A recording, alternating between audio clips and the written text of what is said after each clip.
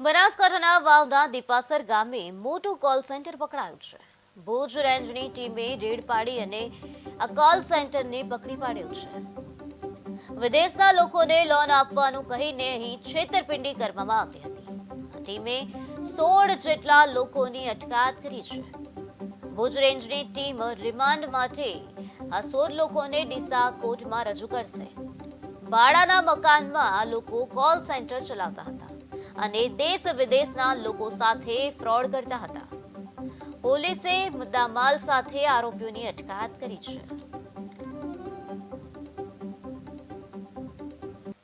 Police station Tharad ડિવિઝનનું police station છે અને વાવ પોલીસ સ્ટેશનની બાજુનું બિલકુલ મતલબ વાવ પોલીસ સ્ટેશનની વાવ ગામ છે. વાવ ગામને અડીને આવેલ દીપાસર ગામ છે. ત્યાં કોલ સેન્ટર ઝડપાયું છે. લોકલ પોલીસ અને અમારા ભુજ રેન્જ આઈજીપી સાહેબના સાયબર ટીમે આ કોલ સેન્ટર ઝડપી પાડેલું છે. હકીકત એવી છે કે આ જગ્યાએ કોલ સેન્ટર ચાલુ હતું અને કોલ સેન્ટરની એમઓ એવી છે કે આ લોકો જનરલી મતલબ જે અમેરિકન નાગરિક હોય એને ટાર્ગેટ કરતા હોય છે અને તેઓની બધી ડિટેલ્સ મેળવી લે, બેંક ડિટેલ્સ આ છે તે છે બધું મેળવી લે અને પછી મેળવી અને એમને પછી ફોન કરે. ફોન કરીને પછી એ લોકોને કહે કે ભાઈ તમારી લોન મંજૂર થઈ ગઈ છે, તમને ગિફ્ટ મળે છે, આવું બહાનું બતાવી અને એ લોકોને લલચાવે છે.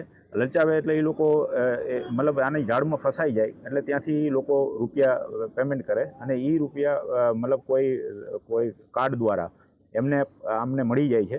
એ રીતની આખી સિસ્ટમ છે. એટલે આ કોલ સેન્ટરમાં પકડાયું છે. એમાં ટોટલ અમે બધાય થઈને 16 આરોપીઓ છે.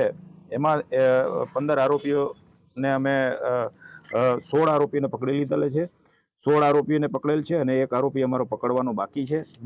જે મેઇન આરોપી છે સ્વપ્નિલ સેમ પટેલ, અમદાવાદનો રહેવાસી છે. આને પકડવાનો બાકી છે.